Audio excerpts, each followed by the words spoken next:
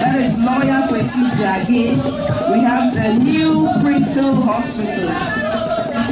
The New Crystal Hospital. We have the GNPC. We have the Ghana Ports and Harbours Authority. Then we have the Danwell Insurance. We have Fraga Oil.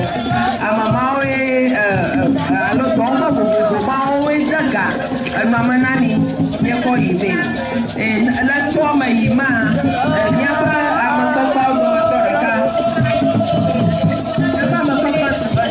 new driving Yima, that's the breath with who was Claudia, paramount chief of a draft. Yema, let's form a Yim, a topic ways on here. Yama, but a kind of circle. Yama,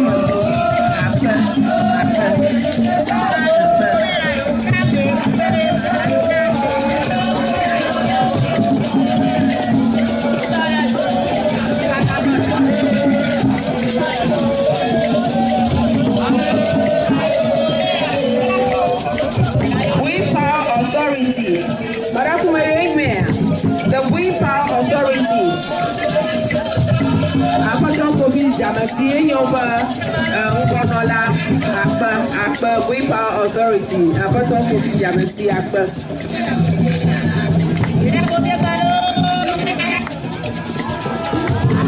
platform Amoga Gagara Miato, my mom Tonchi Papa Gagara Miato.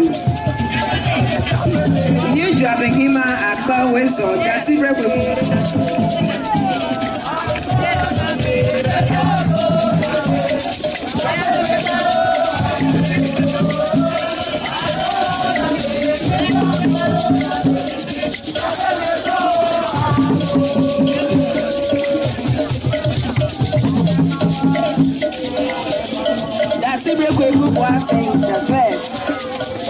you driving in it.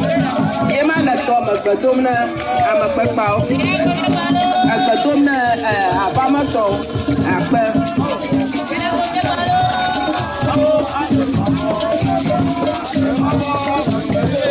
As we are going, we have the topic to Adaku.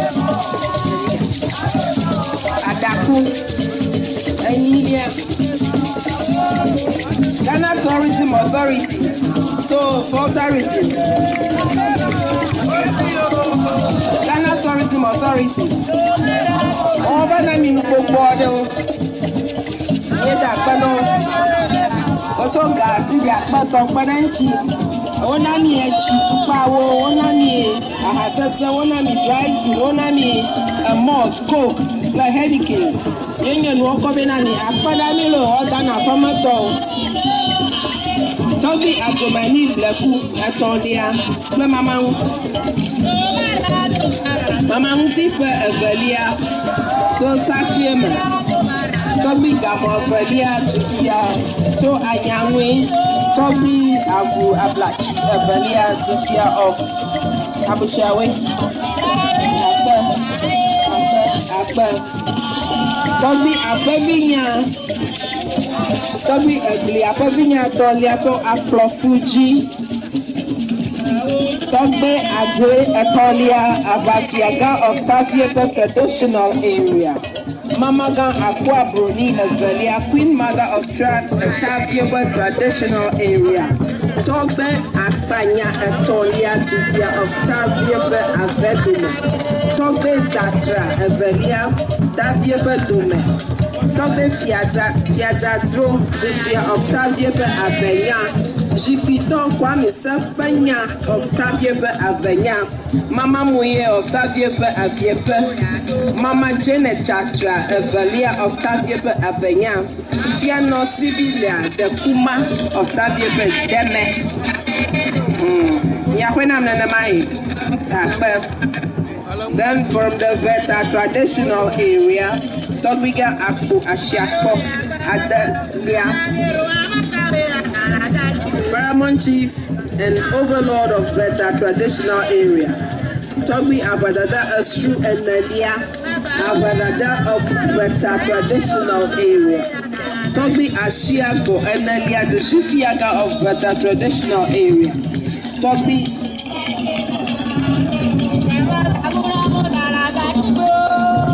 Akbar. New goes on Amashama, new goes on Amashama. Yahweh dog. Yahweh dog. Yeah, that's it.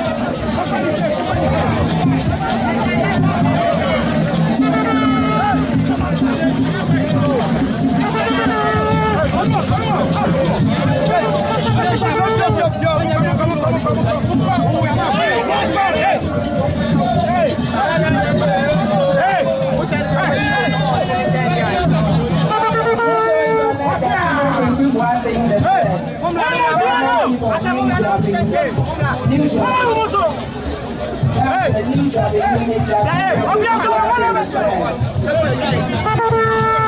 You are welcome.